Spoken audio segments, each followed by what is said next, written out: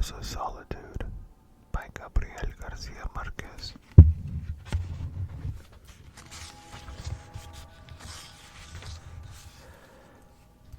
For Jormi Garcia Ascot and Maria Luisa Elio.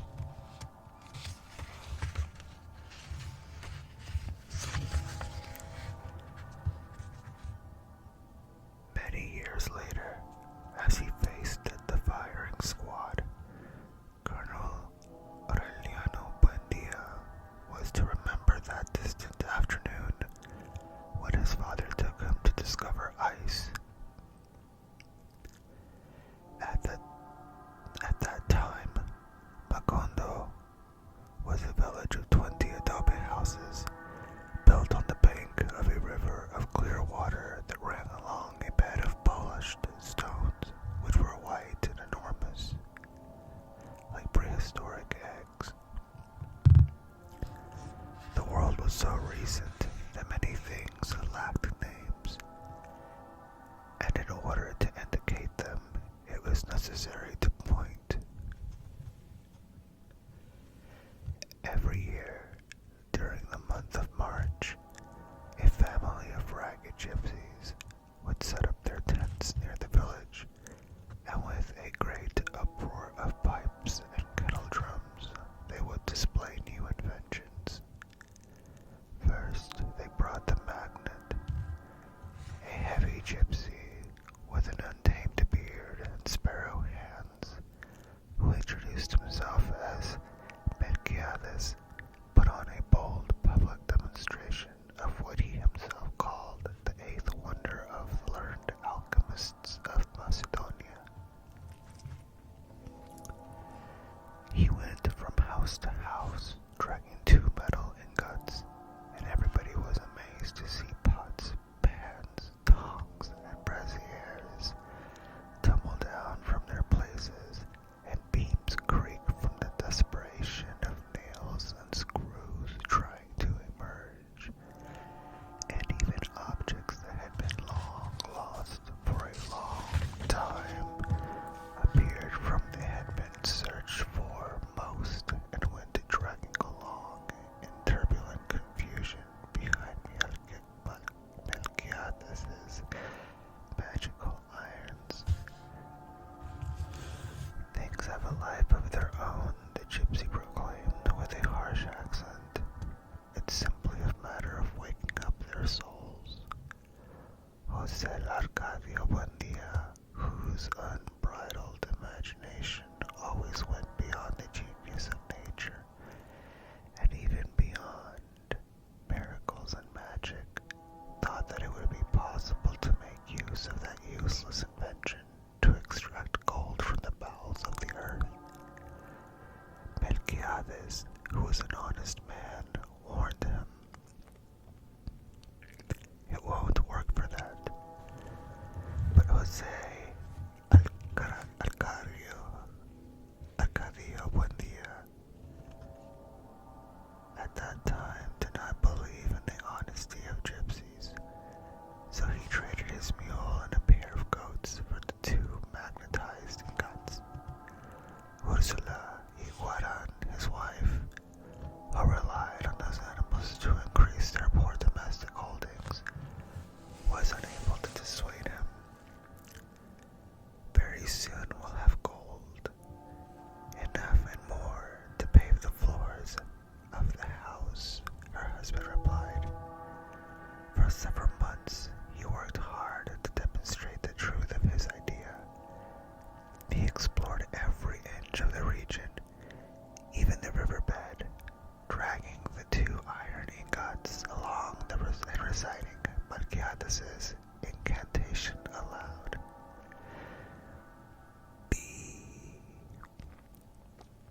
The only thing he succeeded in doing was to unearth a suit of 15th century armor, which had all of its pieces soldered together with rust, and inside of which there was a hollow resonance of an enormous stone-filled gourd.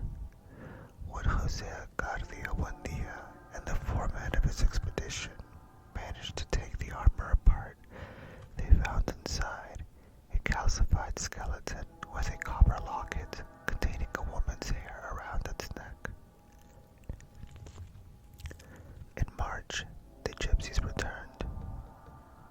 This time, they brought a telescope and magnifying glass the size of a drum, which they exhibited as the latest discovery of the Jews of Amsterdam. They placed a gypsy woman at one end of the village and set up the telescope at the entrance to the tent. For the price of 5 reales, people could look into the telescope and see the gypsy woman an arm's length away. Science has eliminated distance, Melquiades proclaimed. In a short time, man will be able to see what is happening in any place in the world without leaving his own house. A burning noonday sun brought out a startling demonstration with a gigantic magnifying glass. They put a pile of dry hay in the middle of the street and set it on fire by concentrating the sun's rays. Jose Arcadio Buendia, who had still not been consoled for the failure of his magnets, conceived the idea of using that invention as a weapon of war. Again, Melquiades tried to dissuade him, but he finally accepted the 2 magnetized ingots and 3 colonial coins in exchange for the magnifying glass. Ursula wept in consternation. That money was from a chest of gold coins her father had put together over an entire life of privation, and that she had buried underneath her bed in hopes of a proper occasion to make use of it. Jose Arcadio Buendia made no attempt to console her, completely absorbed in his tactical experiments and the abnegation of a scientist, and even at the risk of his own life. In an attempt to show the effects of the glass on enemy troops, he exposed himself to the concentration of the sun's rays and suffered burns which turned into sores that took a long time to heal. Over the protests of his wife, who was alarmed at such a dangerous invention, at one point he was ready to set the house on fire.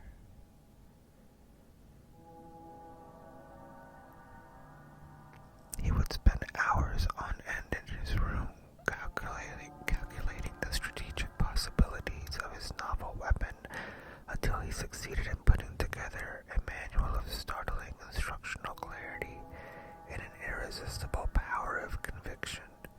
He sent it to the government, accompanied by numerous descriptions of his experiments and several pages of explanatory sketches, by a messenger who crossed the mountains, got lost in measureless swamps, forded stormy rivers, and was on the point of perishing under a lash of despair, plague, and wild beasts, until he found a route that joined the one used by the mules that carried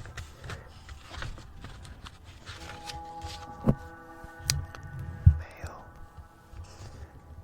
In spite of the fact that a trip to the capital was a little less than impossible at that time, Jose Arcadio Buendia promised to undertake it as soon as the government ordered him to, so that he could put on some practical demonstration of his invention for the military authorities and could train them himself in the complicated art of solar war. For several years he waited for an answer. Finally, tired of waiting, he bemoaned to Melquiades the failure of his project, and the gypsy then gave him a convincing proof of his honesty. He gave him back the doubloons in exchange for the magnifying glass, and he left them in addition some Portuguese maps and several instruments of navigation. In his own handwriting, he set down a concise synthesis of the studies by monk Herman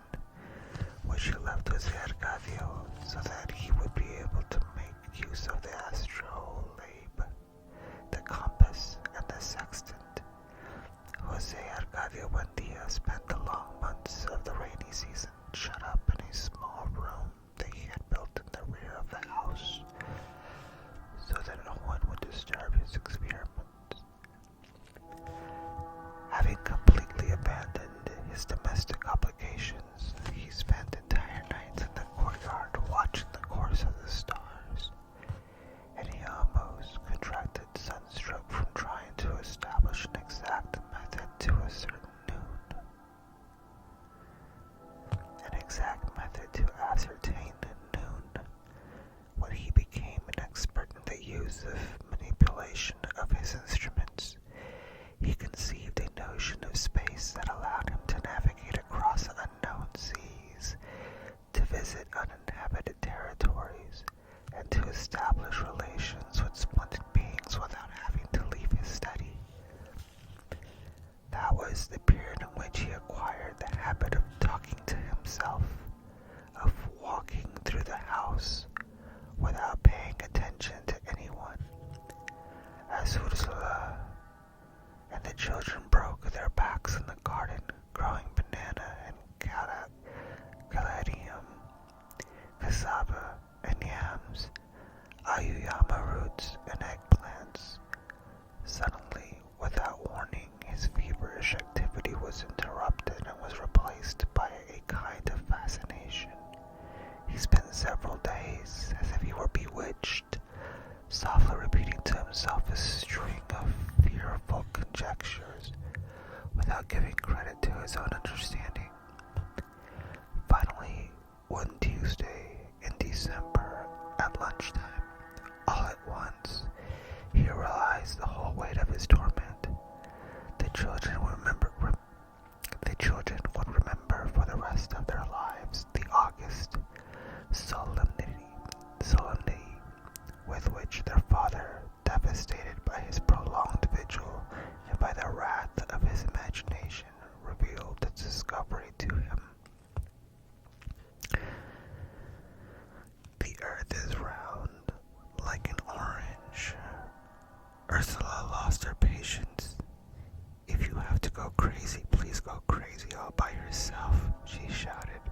"But don't try to put your gypsy ideas into the heads of the children."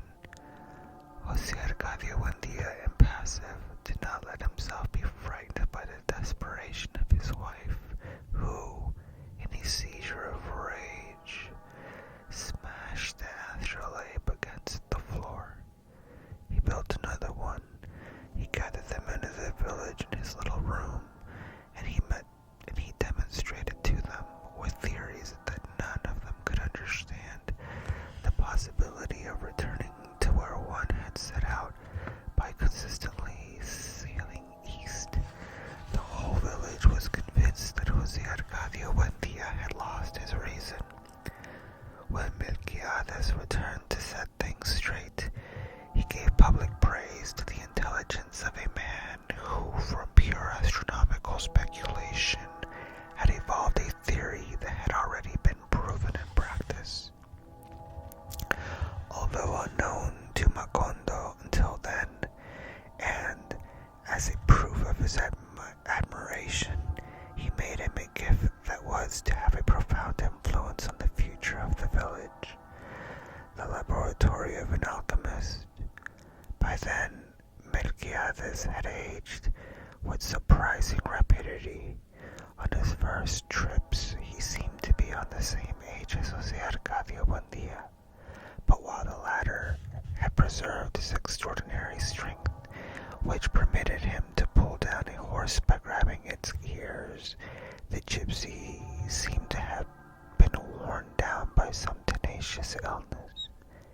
It was, in reality, the result of multiple and rare diseases contracted on his innumerable trips around the world.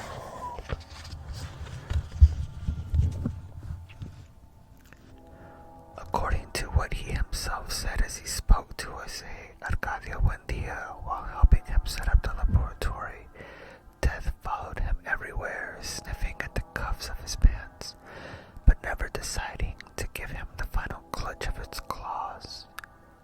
He was a fugitive from all the plagues and catastrophes ravaged mankind. He had survived pellagra in Persia, scurvy in the Malayan archipelago, leprosy in Alexandria, beriberi in Japan, bubonic plague in Madagascar, an earthquake in Sicily, and a disastrous shipwreck in the Straits of Magellan. That prodigious creature, said to possess the keys of Nostradamus, was a gloomy man, enveloped in a sad aura, with an Asiatic look that seemed to know what there was on the other side of things. He wore a large black hat that looked like a raven with widespread wings, and a velvet vest across, which the patina of the centuries had skated. But in spite of his immense wisdom and his mysterious breadth, he had a human burden, an earthly condition that kept him involved in the small problems of daily life. He would complain of the ailments of old age. He suffered from the most insignificant economic difficulties, and he had stopped laughing a long time back because scurvy had made his teeth drop out. On that suffocating noontime, when the gypsy revealed his secrets, Jose Arcadio Buendia had the certainty that it was the beginning of a great friendship. The children were startled by his fantastic stories. Aureliano, who could not have been more than 5 at the time, would remember him for the rest of his life as he saw him that afternoon, sitting against the metallic and quivering light from the window, lighting up with his deep organ voice the darkest reaches of the imagination, while down over his temples there flowed the grease that was being melted by the heat. Jose Arcadio, his older brother, would pass on that wonderful image as a hereditary memory to all of his descendants. Ursula, on the other hand, held a bad memory of that visit, for she had entered the room just as Melquiades had carelessly broken a flask of bichloride of mercury. "It's the smell of the devil," she said. "Not at all," Melquiades corrected her. "It has been proven that the devil has sulfuric properties, and this is just a little corrosive sublimate." Always didactic, he went into a learned exposition of the diabolical properties of cinnabar, but Ursula paid no attention to him, although she took the children off to pray. The biting color would stain forever in her mind, linked to the memory of Melquiades. The rudimentary laboratorian addition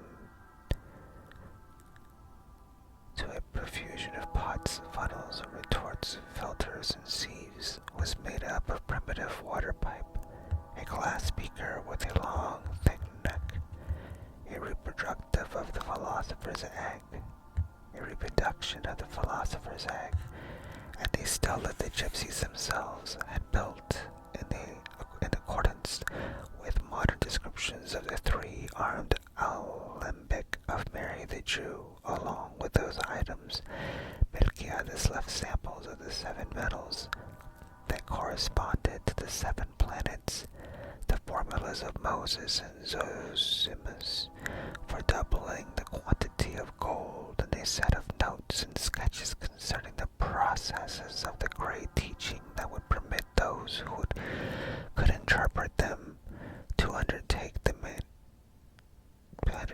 manufacture of the philosopher's stone, seduced by the simplicity of the formulas to double the quantity of gold. Jose Arcadio Buendia paid court to Ursula for several weeks, so that she would let him dig up colonial coins and increase them by as many times as it was possible to subdivide mercury. Ursula gave in, as always, to let her husband unyielding obstinacy. Then Jose Arcadio Buendia threw 3 double looms into a pan and fused them with copper filings.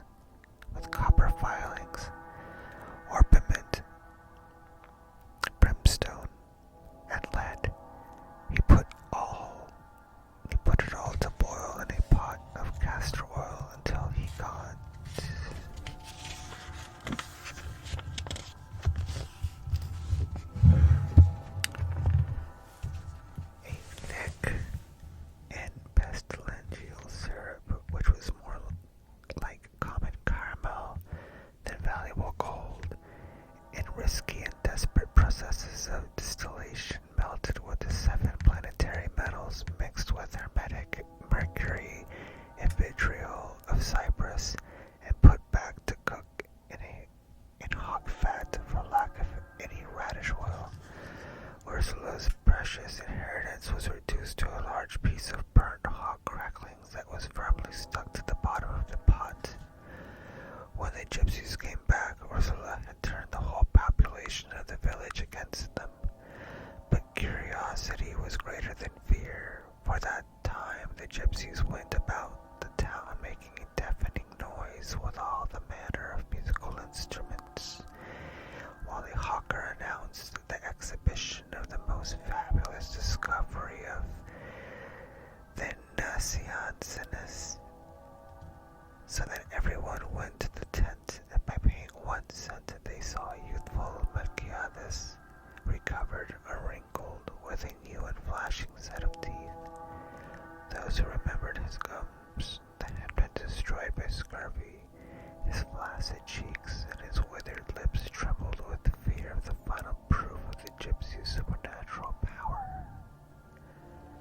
The fear turned into panic when Melquiades took out his teeth intact, encased in their gums, and showed them to the audience for an instant, a fleeting instant in which he went back to being the same decrepit man of years past, and put them back again and smiled once more with the full control of his restored youth.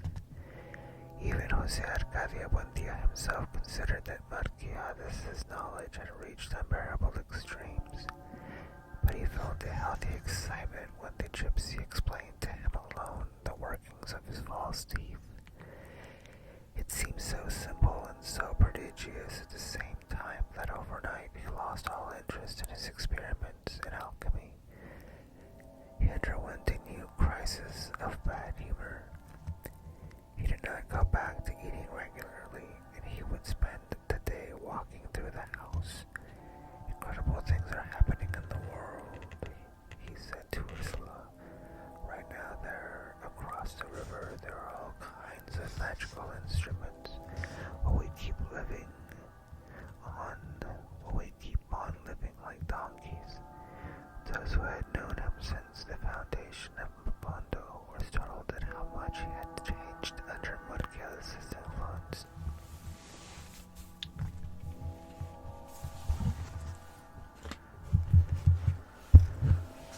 At first, Jose Arcadio Buendia had been a kind, youthful patriarch who would give instructions for planting and advice for raising of the children and animals, and who collaborated with everyone, even in the physical work, for the welfare of the community. Since his house from the very first had been best in the village, the others had been built in its image and likeness. It had a small, well-lighted living room, a dining room in the shape of a terrace with gaily colored flowers, 2 bedrooms, a courtyard with a gigantic chestnut tree, a well-kept garden, and a corral where goats, pigs, and hens lived in peaceful communion.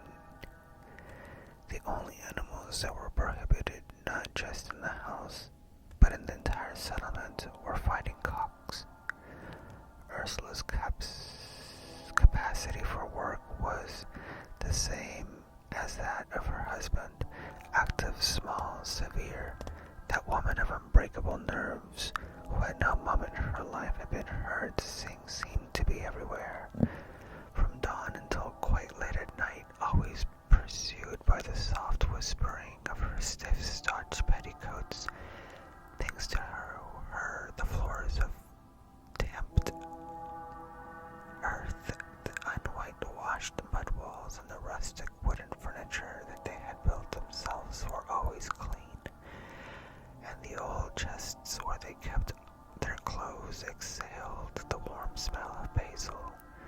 Jose Arcadio Buendia, who was the most enterprising man ever to be seen in the village, had set up the placement of the houses in such a way that from all of them one could reach the river and draw water with the same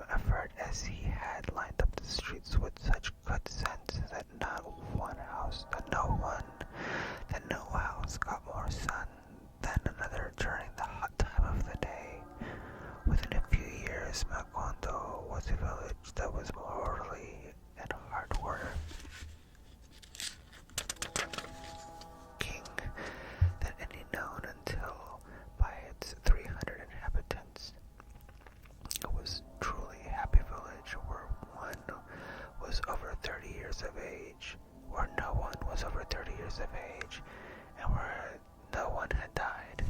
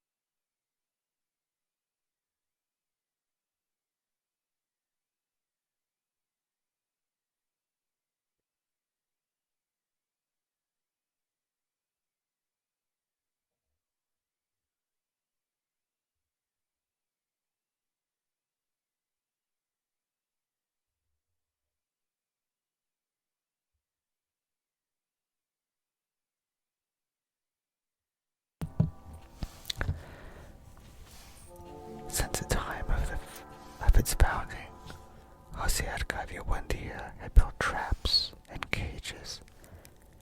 In a short time, he filled not only his own house, but all of those in the village with troupials, canaries, bee-eaters, and redbreasts. The concert of so many different birds became so disturbing that Ursula would plug her ears with beeswax so as not to lose her sense of reality.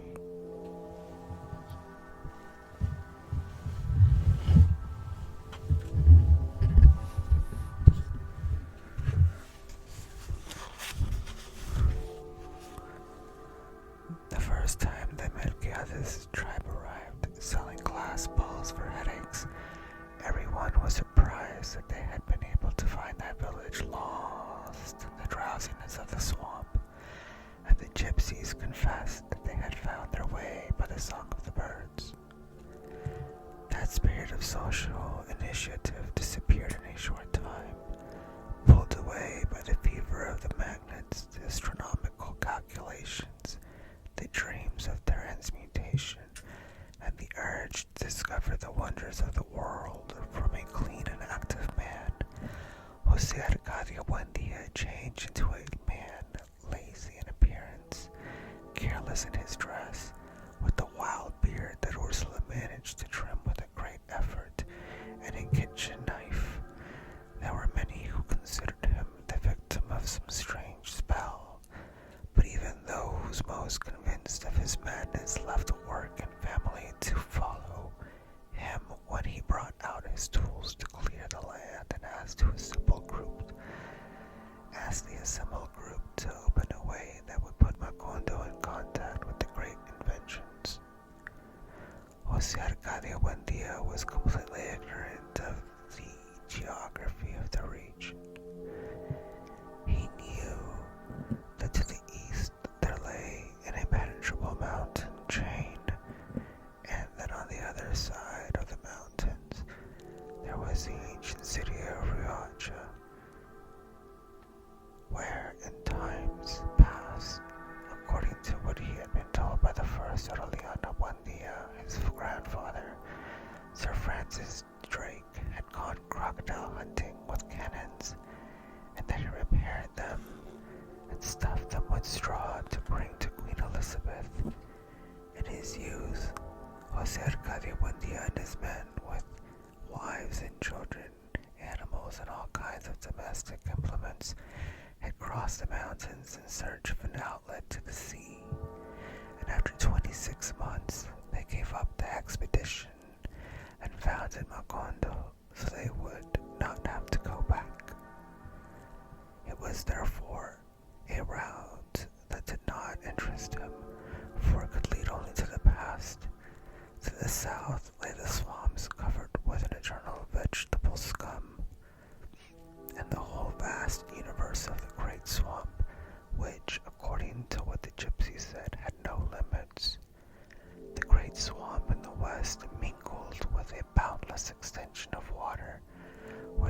soft-skinned cetaceans that had the head and torso of a woman, causing the ruination of sailors and the charm of their extraordinary breasts.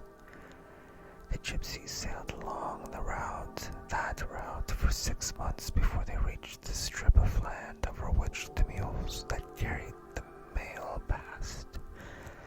According to Jose Arcadio Buendia's calculations, the only possibility of contact with civilization lay along the northern route. So he handed out clearing tools and hunting weapons to the same men who had been with him during the founding of Macondo. He threw his directional instruments and his maps into a knapsack, and he undertook the reckless adventure. During the first days, they did not come across any appreciable obstacle. They went down along the stony bank of the river to the place where years before they had found the soldier's armor, and from there they went into the woods along a path between wild orange trees. At the end of the first week, they killed and roasted a deer, but they agreed to eat only half of it and sold the rest for the days that lay ahead. With that precaution, they tried to postpone the necessity of having to eat macaws, whose blue flesh had a harsh and musky taste. Then, for more than 10 days, they did not see the sun again.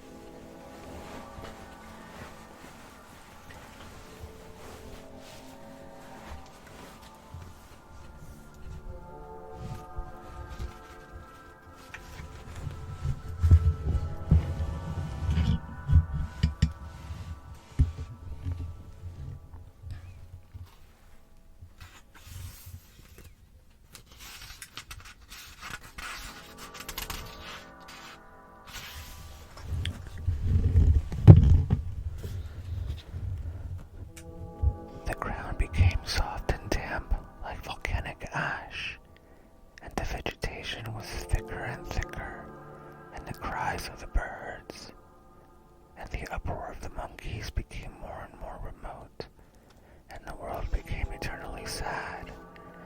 The men on the expedition felt overwhelmed by their most ancient memories and the paradise of dampness and silence, going back to before original sin, and as their boots sank into pools of steaming oil and their machetes destroyed bloody lilies and golden salamanders. For a week, almost without speaking, they went ahead like sleepwalkers through a universe of grief, lighted only by the tenuous reflection of luminous insects, and their lungs were overwhelmed by a suffocating smell of blood. They could not return because the strip that they were opening as they went along would soon close up with a new vegetation that almost seemed to grow before their eyes. It's all right, Jose Arcadio Buendia would say. The main thing is not to lose our bearings. Always following his compass, he kept on guiding his men towards the invisible north, so that they would be able to get out of that enchanted region. It was a thick night, starless, but the darkness was becoming impregnated with a fresh and clean air. Exhausted by the long crossing, they hung up their hammocks and slept deeply for the first time in 2 weeks. When they woke up, with the sun already high in the sky, they were speechless with fascination. Before them, surrounded by ferns and palm trees and pottery in the silent morning light, was an enormous Spanish galleon.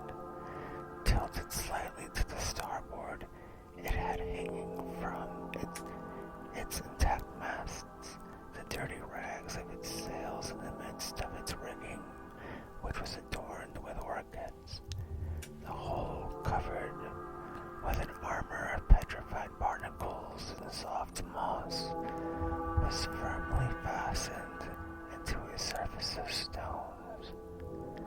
The whole structure seemed to occupy its own space, one of the solitude and oblivion, protected from the vices of time and the habits of the birds. Inside,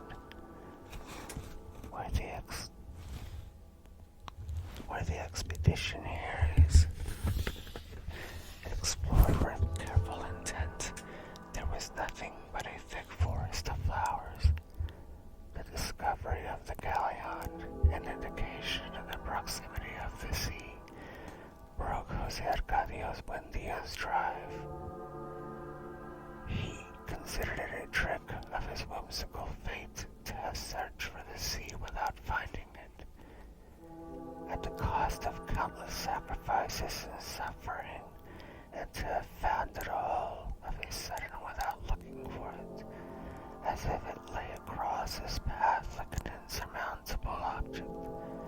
Many years later, Coronel Aureliano Buendia crossed the region again, when it was already a regular mail route, and the only part of the ship he found was its burned-out frame in the midst of the fields of poppies.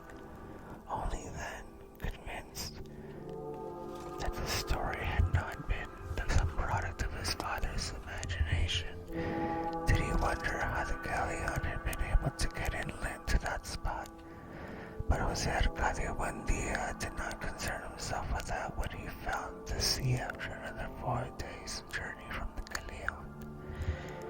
His dreams ended as he faced the ashen, foamy, dirty sea, which had not merited the risks and sacrifices of the adventure. God damn it, he shouted. Macondo is surrounded by water on all sides. The idea of a peninsular Macondo prevailed for a long time, inspired by the arbitrary map that Jose Arcadio Buendia sketched on his return from the expedition. He drew it in rage, evilly exaggerating the difficulties of communication, as if to punish himself for the absolute lack of sense with which he had chosen the place. "We'll never get anywhere," he lamented to Ursula. "We're going to rot our lives away here without receiving the benefits of science." That certainty mulled over for several months in the small room he used as a laboratory, brought him to the conception of the plan to move Macondo to a better place. But that time Ursula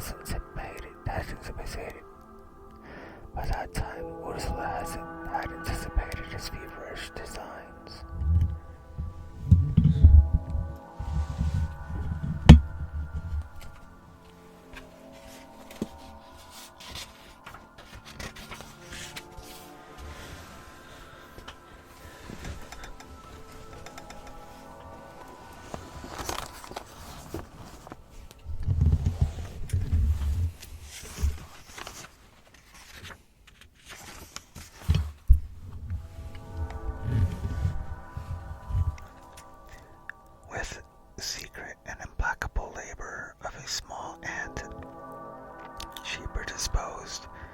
She predisposed the women of the village against the flightiness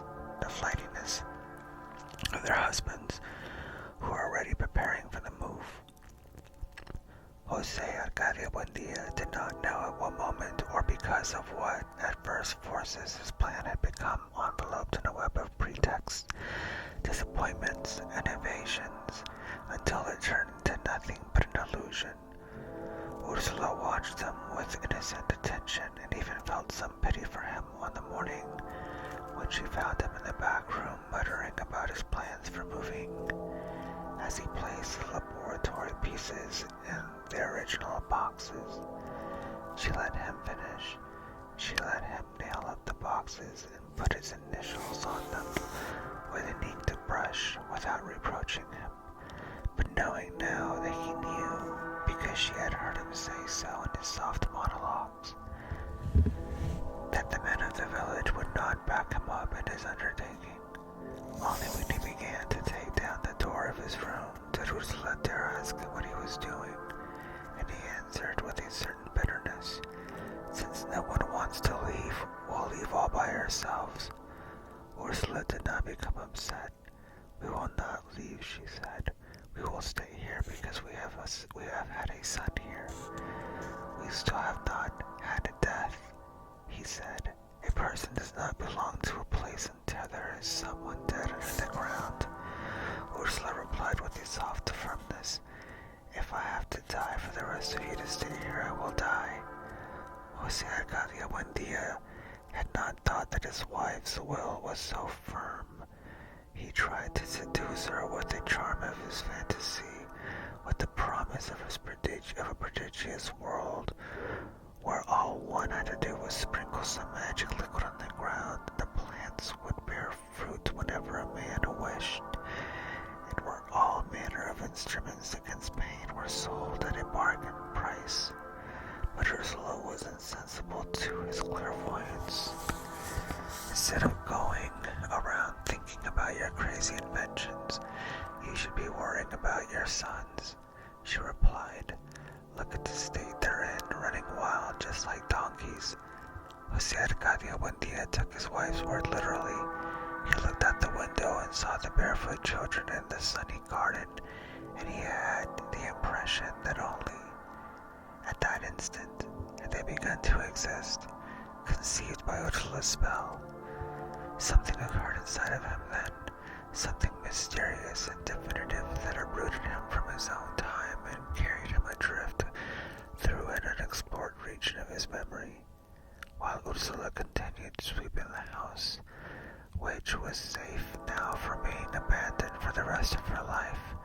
He stood there with an absorbed look, contemplating the children until his eyes became moist, and he dried them with the back of his hand, exhaling a deep sigh of resignation. "All right," he said. "Tell them to come help me take my things out of the boxes." Jose Arcadio, the older of the children, was 14. He had a square head, thick hair, and his father's character, although he had had the same impulse for growth and physical strength. It was early evident that he lacked imagination. He had been conceived and born during the difficult crossing of the mountains before the founding of Macondo, and his parents gave thanks to heaven when they saw he had no animal features. Aureliano, the first human being to be born in Macondo, would be 6 years old in March. He was silent and withdrawn. He had wept in his mother's womb and had been born with his eyes open.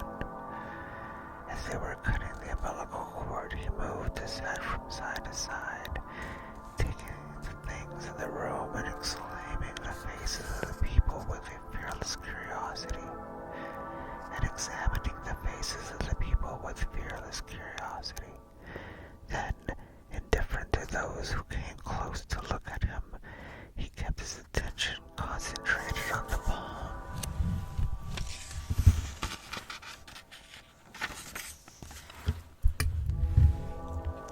On the palm roof, which looked as if it were about to collapse under the tremendous pressure of the rain. Ursula did not remember the intensity of that look again until one day when little Aureliano, at the age of 3, went into the kitchen at that moment. At the moment she was taking a pot of boiling soup from the stove and putting it on the table. The child, perplexed, said from the doorway, "It's going to spill." The pot was firmly placed in the center of the table, but just as soon as the child made his announcement, it began an unmistakable movement toward the edge, as if impelled by some inner dynamism, and it fell and broke on the floor. Ursula, alarmed, told her husband husband about the episode, but he interpreted it as a natural phenomenon. That was the way he always was, alien to the existence of his sons, partly because he considered children as a period of mental insufficiency, and partly because he was always too absorbed in his fantastic speculations. But since the afternoon when he called the children in to help him unpack the things in his laboratory, he gave them his best hours in the small separate room where the walls were gradually being covered by strange maps and fabulous drawings. He taught them to read and write and do sums, and he spoke to them about the wonders of the world. Not only were his learning had extended, but forcing the limits of his imagination to extremes. It was in that way that the boys ended up learning that in the southern extremes of Africa, there were men so intelligent and peaceful that their only pastime was to sit and think, and that it was possible to cross the Aegean Sea on foot by jumping from island to island, all the way to the port to Salonika. Those hallucinating sessions remained printed on the memories of the boys in such a way that many years later, a second before the regular army officer gave the firing squad the command to fire, Coronel Arlena Buendia saw once more the warm March afternoon on which his father had interrupted the lesson in physics, and stood fascinated with his hand in the air and his eyes motionless, listening to the distant pipes and jingles of the gypsies, who were coming to the village once more, announcing the latest and most startling discovery of the sages of Memphis.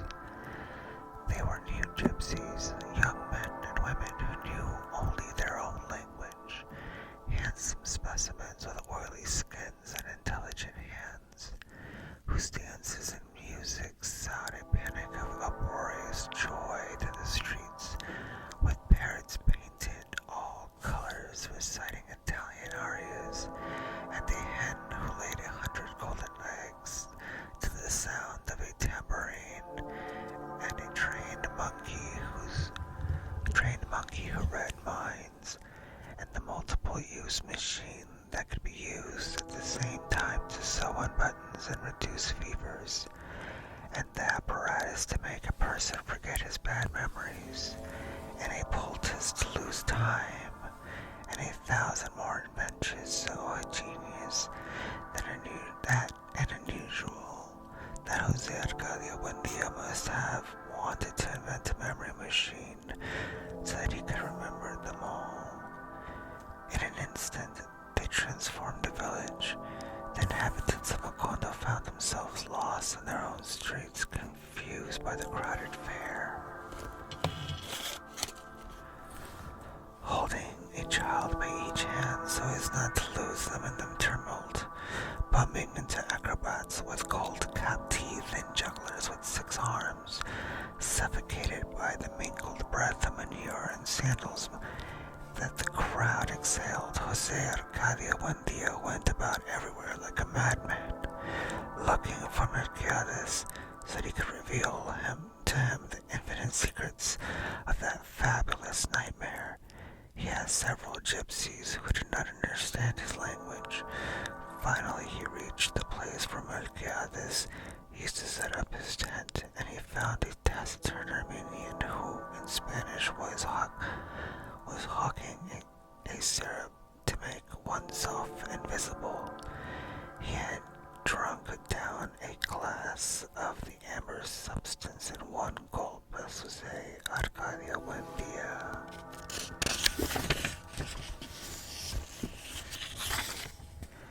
Elbowed his way through the absorbed group that was witnessing the spectacle, and was able to ask his question. The gypsy wrapped him in the frightful climate of his luck before he turned into a bottle of pestilential and smoking pitch over which the echo of his reply still floated. Melquiades is dead.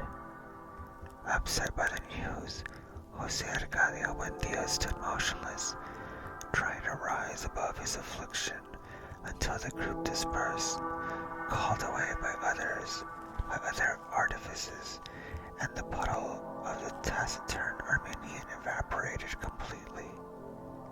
Other gypsies confirmed later on that Melquiades had in fact succumbed to the fever on the beach in Singapore, and that his body had been thrown into the deepest part of the Java Sea. The children had no interest in the news.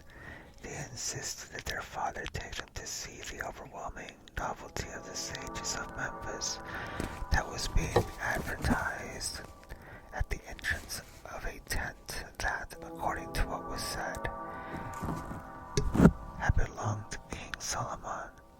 They insisted so much that Jose Arcadio Buendia paid the 30 reals and led them to the center of the tent, where there was a giant and hairy torso of a shaved head, with a copper ring in his nose and heavy iron chain on his ankle, watching over a pirate chest.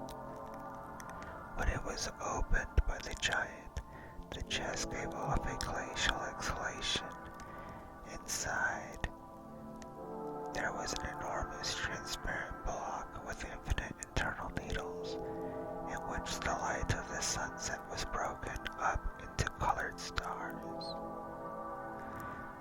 Disconcerted, knowing the children were waiting for an immediate explanation, Jose Arcadio Buendia ventured a murmur. "It's the largest diamond in the world." "No," the gypsy countered, "it's ice." Jose Arcadio Buendia, without understanding, stretched out his hand toward the cake, but the giant moved it away. 5 reales more to touch it, he said. Jose Arcadio Buendia paid them and put his hand on the ice and held it there for several minutes. As his heart filled with fear and jubilation at the contact with the mystery, without knowing what to say, he paid 10 reales more to that, so that his sons could have that prodigious experience. Little Jose Arcadio refused to touch it. Arellano, on the other hand, took a step forward and put his hand on it, withdrawing it immediately. "It's boiling," he exclaimed, startled, but his father paid no attention to him. Intoxicated by the evidence of the miracle, he forgot at that moment about the frustration of his delirious undertakings, and Melquiades' body, abandoned to the appetite of the squids. He paid another 5 reales, and with his hand on the cake, as if giving testimony on the Holy Scriptures,